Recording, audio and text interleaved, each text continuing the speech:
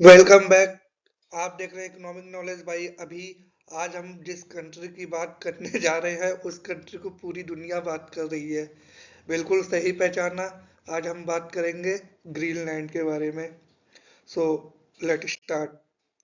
सबसे पहले हम ओवरव्यू देख लेते हैं ग्रीनलैंड के बारे में। तो Greenland unique Arctic location and importance. Greenland is the world largest island. So इसे समझ गए होंगे कि ये पूरे वर्ल्ड का सबसे बड़ा आइलैंड है। Showcasing vast landscape and strategic significance, यानी खुद के ही बहुत ज़्यादा इंपॉर्टेंस है इसके प्रेजेंस का। फिर हम आगे देखते हैं। हम इसमें हम बात करेंगे लोकेशन एंड सिग्निफिकेंस के बारे में। तो ग्रीनलैंड आर्कटिक लोकेशन है इसकी। Greenland is a position in Arctic playing a vital role in global climate regulation and geopolitics.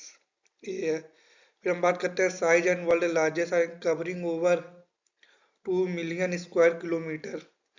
Greenland is the largest island mostly covered by an ice sheet. फिर हम इसका global significance overview बात कर लेते हैं। तो Greenland unique geographical status enhancing is important in discussion regarding climate change and international relation. So further we moving on the Greenland Arctic significance and important की बात कर लेते हैं हम। तो इसमें हम understanding Greenland unique position with in the Arctic region पे बात करेंगे। तो ग्रीनलैंड वास्ट साइज है, देख ही सकते हैं कितना बड़ा साइज है इस आइलैंड का। एंड जियोग्राफिकल लोकेशन, जियोग्राफिकल इस वजह से क्योंकि ये शायद पूरा यूरोप है, इधर नॉर्थ अमेरिका यानी इधर कनाडा हो गया, ये यूएसए हो गया। तो और इधर इस साइड रसिया, ये पूरा आर्टिक रीजन है। तो काफ़ी ज़्यादा ट्रेड पर्पस से, ऑयल की पर्पस से काफ़ी ज़्यादा इम्पोर्टेंट रोल है ग्रीनलैंड का। फिर हम जियोग्राफी एंड इन्वायरमेंट पे बात करते हैं। सबसे पहले हम आर्टिक रीजन पे देखेंगे कि ग्रीनलैंड या located in Arctic region part of kingdom of Denmark. ये किसका पार्ट है? ये डेनमार्क किंगडम का पार्ट, यानी डेनमार्क कंट्री का ये पार्ट है, हम इसको कह सकते हैं। Surrounded by North Atlantic Ocean, किसके सराउंडेड है ये? आपका जीके का क्वेश्चन भी बन सकता है कि किसके सराउंडेड है, क्योंकि ये ट्रेंडिंग टॉपिक है। अगर आपने देखा है तो आप बता सकते हैं, हाँ नॉर्थ अटलांटिक ओशियन का सराउंडेड है ग्रीनलैंड। साइज एंड ट्रेन की बात की जाए तो वर्ल्ड लार्जेस्ट आइलैंड है। Greenland is a predominantly ice cover with vast glacier, यानी काफी ग्लेशियर है। Coastal terrain. पोजीशन की बात की जाए तो a minimalist map illustrate Greenland geographical position related to North America and Europe। तो मैंने प्रीवियस में ही आपको शोकेस कर दिया था कि ग्रीनलैंड की लोकेशन क्या है, उसका स्ट्रेटेजिक सिग्निफिकेंस क्या है। So then we talk about the climate and environmental feature। So पहले हम देखते हैं आर्टिक क्लाइमेट कैरेक्टरिस्टिक के बारे में। तो Greenland experience extreme cold, cold छोड़िए एक्सट्रीम कोल्ड यानी टेम्परेचर -50 से प्लस ही मान के चलिए, माइनस में ही टेम्परेचर रहता है। लॉन्ग विंटर, भाई जब विंटर है तो धूप कहाँ से आएगी, यानी लंबे समय तक ठंडियां रहती हैं winter. Short summer influencing it overall ecosystem and weather pattern. So हमने इस पर्टिकुलर टॉपिक में ग्रीनलैंड के वेदर के बारे में जाना। हाँ लॉन्ग विंटर है, एक्सट्रीम कोल्ड है, गर्मी छोटी पड़ती है, ये सब इकोसिस्टम हो गया। फिर हम ice dynamic and importance बात करें। Greenland ice crucial for global sea level regulation with significant thickness and extensive coverage impacting climate system. अब भैया ग्लेशियर है, आइस है, तो उसका खुद का भी एक इम्पोर्टेंट रोल प्ले करता है कि अगर ग्लेशियर पिघलेंगे तो सी लेवल बढ़ेंगे, तो इसकी वजह से काफी कंट्री के एग्जिस्टिंग पे सवाल आ जाएगा। इसलिए इससे ग्रीन सीट होनी बहुत जरूरी है।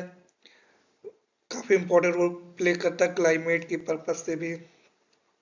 Unique environmental feature Greenland landscape including standing wizard majestic glacier and diverse tundra ecosystem that host unique wild life and flora. ये सब रहा ओवरव्यू ऑफ एक उसका। फिर हम देखते हैं हम natural resources and climate change. हम इसको कहते हैं जो नेचुरल रिसोर्सेस है, यही मेन कॉज है इसके डिस्कशन का। बिल्कुल सही समझे। नेचुरल रिसोर्सेस की वजह से ही तो इसको कैप्चरिंग की बात चल रही है।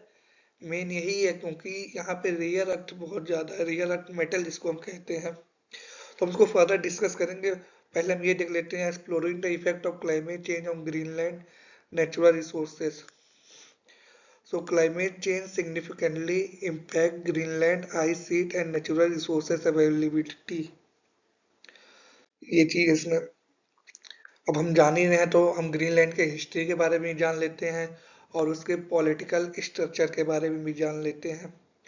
हम पहले टॉपिक में कवर करेंगे इंडिजीनियस पीपल ऑफ ग्रीनलैंड के बारे में। The Inuit people originating from the Arctic region have a rich cultural heritage and connection to the land। So Greenland का खुद का ही पीपल है जो आर्टिक है, रिच कल्चर है, हेरिटेज है। हिस्टोरिकल कॉलोनाइजेशन एंड रूल बात देख लेते हैं। तो Greenland faces colonization through Norse settlement and later Danish rule। Danish rule की बात की जाए तो अभी भी ये डेनमार्क के अंदर ही आता है, सिग्निफिकेंटली इम्पैक्टिंग इस social and cultural landscape. Then we talk about the modern political status। So today Greenland is an autonomous territory within the Kingdom of Denmark। So Greenland एक ऑटोनॉमस टेरिटरी है, किसका है ये आपको दिमाग में रखना है ताकि पेपर ऊपर में आए आप सॉल्व कर ले जाए, यानी डेनमार्क का है। और enjoying home rule and self governance since 1979, ये आता है डेनमार्क के अंदर। पर ग्रीनलैंड में खुद की सरकार है, खुद के रूल है, वो उस हिसाब से फॉलो करते हैं और आगे बढ़ते हैं, मतलब कि उस हिसाब से रेगुलेट होते हैं। फिर अब मॉडर्न पॉलिटिकल स्टेटस देख लेते हैं। तो exploring Greenland journey toward autonomy and self governance since 1979, Greenland has developed significant self-government capability within the Kingdom of Denmark। सो हमने प्रीवियस टॉकिंग कर लिया था कि क्या है इसका पॉलिटिकल स्ट्रक्चर, यानी ये सेल्फ गवर्नेंस और होम रूल रेगुलेशन है। पर डेनमार्क का मेन रूल आता है सेफ्टी प्रोवाइड करने के लिए और फर्दर जो डेवलपमेंट चाहिए वो हेल्प करने के लिए। बाकी खुद का इनका सारा सिस्टम है। Then we talk about the political institution and issue. तो सबसे पहले हम बात करेंगे इशू से रिलेटेड और पॉलिटिकल स्ट्रक्चर के बारे में, लोकल गवर्नमेंट स्ट्रक्चर। तो ग्रीनलैंड की बात की जाए तो Greenland local government consist of parliament है, एग्जिस्टिंग काउंसिल है, ensuring representation for it community है। सो कह सकते हैं काफी प्रॉपर एक सिस्टमेटिक स्ट्रक्चर है गवर्नमेंट का, जहाँ पे पार्लियामेंट भी है, काउंसिल भी है, जो कि अपने लोगों को रिप्रेजेंट करते हैं। Independent debate and movement। So ongoing discussion surrounding independence highlighting aspiration for greater self-determination and political autonomy from Denmark। ये फिर है international relation overview, sorry। Greenland strategies location foster important relationship particularly with the Denmark and the Arctic nation regarding resources management and sovereignty। So ये सब चीजें। Then we talk about the economy and infrastructure. तो सबसे पहले हम economic overview देख लेते हैं ग्रीनलैंड की। तो Greenland economy is heavily dependent on fishing, mining and public sector influencing GDP significantly. क्योंकि ये आर्टिक रीजन में आता है, चारों से ओशियन से कनेक्टेड है, यानी ओशियन सराउंडेड है। सो वहाँ पे मेनली जो लाइवलीहुड का है और जो जीडीपी इकोनॉमी है वो फिशिंग पे है, और माइनिंग भी कुछ है क्योंकि वहाँ पे रेयर अर्थ मेटल है, और क्योंकि वर्ल्ड में शॉर्टेज है तो वो भी एक काफी इंपॉर्टेंट रोल प्ले करता है जीडीपी ग्रोथ में, इन सब चीजों की वजह से। फिर हम इकोनॉमिक सेक्टर की बात कर लेते हैं। फिशिंग जो वहाँ की डोमिनेट करती है इकोनॉमी की, following bye mining and tourism, is presenting unique challenges and opportunities for growth. Then we talk about the economic challenges। Greenland faces economic vulnerability due to small population यानी कि छोटी आबादी है, resilience on external funding and harsh environment condition. So जहाँ पे फायदे वहाँ पे नुकसान होंगे ही। अगर सब कुछ वहाँ पे ठीक है तो कुछ चैलेंजेस होंगे। सो कुछ चैलेंजेस है, वहाँ की आबादी छोटी है, एक्सटर्नल फंडिंग पर डिपेंडेंस रहना पड़ता है, यानी कुछ भी पैसे की नीड पड़ती है तो डेनमार्क हो गया, अदर नेशन को उनसे हेल्प लेनी पड़ती है। और इन्वायरमेंट कंडीशन तो है ही, यानी कि पूरा विंटर रहता है, एक्सट्रीम कोल्ड रहता है। सो ओवरऑल ये चीज़ है। फिर हम इंफ्रास्ट्रक्चर, ट्रांसपोर्ट एंड कम्युनिकेशन की बात कर लेते हैं, तो exploring Greenland economic, infrastructure and connectivity challenges. So Greenland vast landscape, यानी बहुत बड़ा आइलैंड है, तो ऑब्वियस की बात है कि वास्ट लैंडस्केप होंगे। Present unique challenges for transport and communication network. So यहाँ पे ट्रांसपोर्ट एंड कम्युनिकेशन नेटवर्क में इस बात बताया गया है क्योंकि ये बहुत बड़ा आइलैंड नेशन है और यहाँ पे एक्सट्रीम कोल्ड रहता है विंटर, इसकी वजह से काफ़ी ब्लॉकेज आ जाते हैं ट्रांसपोर्टेशन में, यानी कई महीने कई कई रास्ते बंद रहते हैं, उनका अल्टरनेटिव देखा जाता है। और नेटवर्क प्रॉब्लम, ये सब प्रॉब्लम, तो काफ़ी कुछ चैलेंजेस हैं। फिर हम फ्यूचर इकोनॉमिक चैलेंजेस की बात कर लेते हैं। तो addressing Greenland economic prospect and resilience on external funding. भाई तब फिशिंग है मेनली प्राइमरी सोर्स है इनके जीडीपी का। तो एक्सटर्नल फंडिंग यानी डेनमार्क हो गया और अलग नेशन से हो गया, ये काफ़ी ज़्यादा डिपेंडेंस हो इसके ऊपर। Greenland faces significant economic hurdle due to it small population and dependency on subsidies. Subsidy mainly जो कि डेनमार्क प्रोवाइड करती है उसके ऊपर ज़्यादा डिपेंडेंस है। फिर बात हम करते हैं सोसाइटी और कल्चर के बारे में। सो डेमोग्राफिक ऑफ ग्रीनलैंड की बात कर लेते हैं। Greenland has population of approximately 56,000। सही सुने, वर्ल्ड का सबसे बड़ा आइलैंड है पर वहाँ की पॉपुलेशन कितनी है? Just 56,000, with most resident living in urban area like nook. फिर हम इथनिक कंपोजिशन एंड लैंग्वेज की बात करते हैं। तो जो वहाँ की प्राइमरी पॉपुलेशन है, यूनिट, अगर मैं सही से पढ़ पा रहा हूँ, यूनिट विद ग्रीनलैंडिक यानी Kalaallisut and Danish as a official language spoken throughout the country. अगर मैं नहीं पढ़ पाया तो उसके लिए मैं सॉरी बोलूँगा। सो मेनली यहाँ पे डेनिश हो गया और एक ग्रीनलैंडिक हो गया जो कि यहाँ की जनता ज़्यादातर बोलती है। इस सोशल सर्विस ओवरव्यू की बात कर लेते हो। Greenland provide strong social service including education and health care ensuring access all citizen across its vast geography. Then we talk about cultural tradition, to exploring the rich heritage of Inuit art and festival. Inuit art and festival reflect cultural identity, fostering community and resilience. Then we talk about the contemporary social issue, to examine the impact of modernization on Inuit tradition and lifestyle. Modernization in influencing traditional Inuit practices, raising concern about cultural preservation. Then we talk about the challenges and opportunities. तो environmental challenges सबसे पहले देख लेते हैं, तो climate changes poses significant threat to Greenland ecosystem when melting ice, rising sea level impacting the environment. क्योंकि global warming हो गया, पॉल्यूशन हो गया, काफ़ी रीजन की वजह से ग्लेशियर पिघल रहे हैं जिसकी वजह से सी लेवल बढ़ रहे हैं। और ग्रीनलैंड क्योंकि वो आइस नेशन भी है तो इसकी वजह से काफ़ी ज़्यादा इन्वायरमेंटल चैलेंजेस उनको फेस करने पड़ रहे हैं।